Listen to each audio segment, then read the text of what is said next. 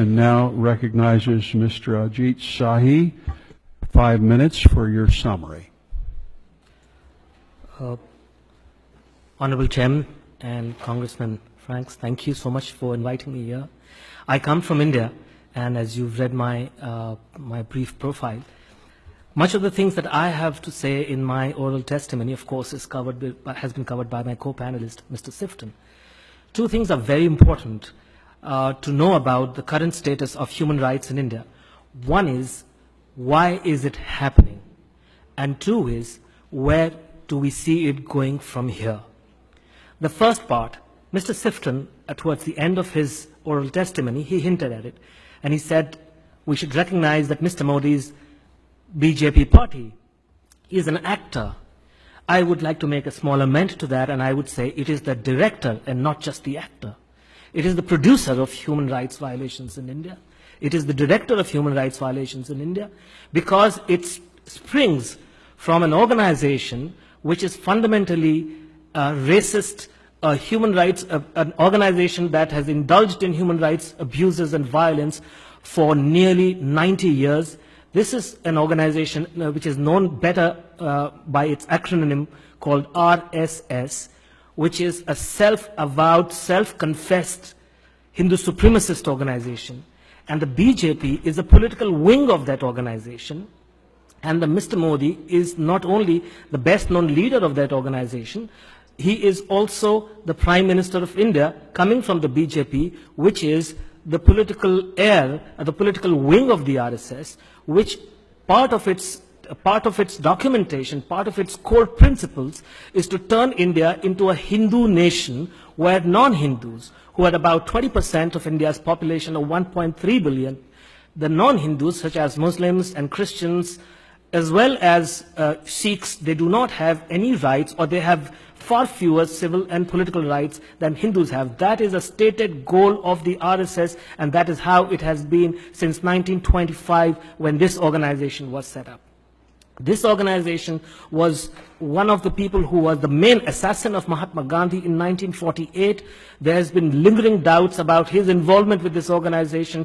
Even though this organization has consistently denied it, the fact is that he worked very closely with members of this organization back in the 1930s and the 40s before he went on to assassinate Mahatma Gandhi, who upheld the principles of secularism and India being a diverse country, as Congressman Trent Franks noted.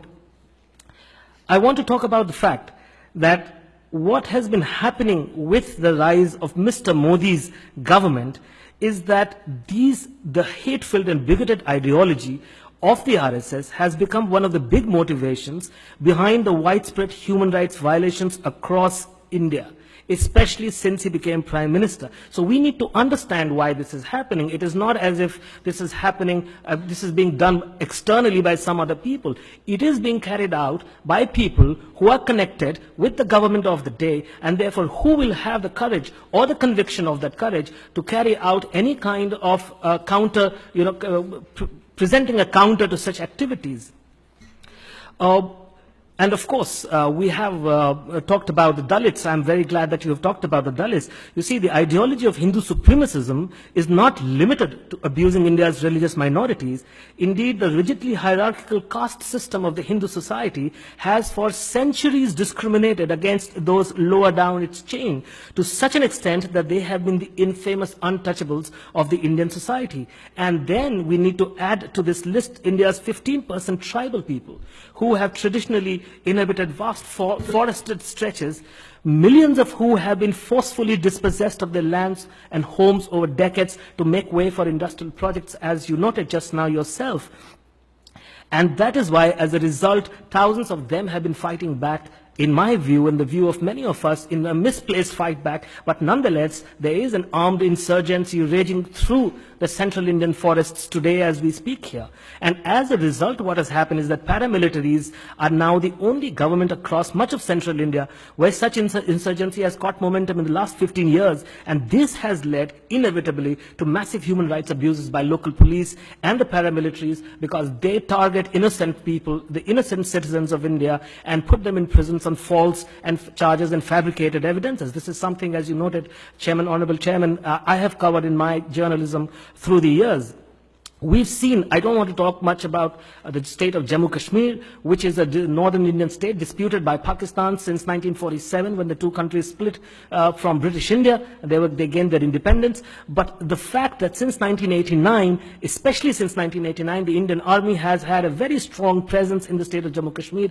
Thousands and thousands of people are said to have died. They are said to have suffered huge, massive human rights abuses at the hands of the Indian Army, which have been documented. There have been, you talked about the northeastern states of India. There's a law since 1958 on the statute of the Indian Constitution, the same Indian Constitution that guarantees equality before law. There's been a statute in the Indian Constitution which says that armed forces have special powers over certain regions of the country. And for the last 50 years, under those special powers, they have had complete and total impunity from all the crimes that they have committed against the local people there. Just 2 days ago, and I have mentioned that in my written testimony, just 2 days ago, the current chief of the Army's Eastern Command Wing, which is under which that region comes, he clearly said there is no problem. There's no problem with that Armed Forces Special Power Act.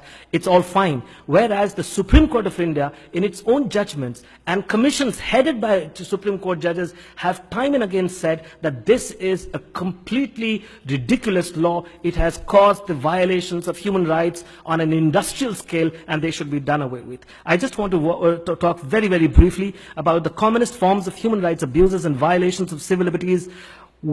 How do they manifest? One of the forms is extrajudicial killing. It might really come as a surprise to this commission that on an average 6 people a day are killed in extrajudicial manners in India, in prisons or in the custody of the police. More than 6 people a day, an average that has only increased over the last 15 to 20 years. When towards the turn of the century, this average used to be about 4 a day. And that is what has been increasing. Across India, well over 1,000 people die every year in the custody of police or in prison. Another way of putting them away has come to be known as quote-unquote encounter killing, whereby the police claim they shot the victim dead in self-defense after the latter had attacked them. Even this practice, the Supreme Court has come down very heavily against this. And we talked about, Congressman Trent Franks talked about the situation in Mr. Modi's Gujarat state where he was the chief minister. This practice of encounter killings was a real menace in that area, in that state, until the bunch of police officers who were responsible for the succession of such killings were caught, they were apprehended, they were accused.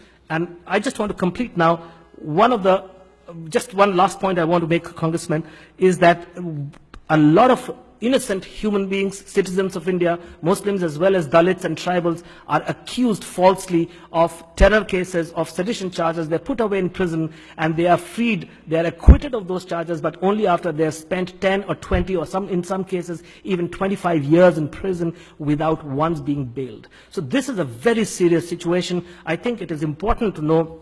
The very last point, 1 year from now, I'm really worried that there are elections in India's largest state, a state known as Uttar Pradesh, which has about 200 million people as its population, 200 million. That's almost 2/3 the entire population of the United States. This is a state where there was major sectarian violence with very well documented involvement of the BJP's people back in 2013, just before Mr. Modi became Prime Minister. And there is a big fear that ahead of those state legislative elections, there might be attempts by such people to revive those kinds of hatred and bigotry and apprehend that there might be violence again in that state. Thank you. Thank you so much, sir.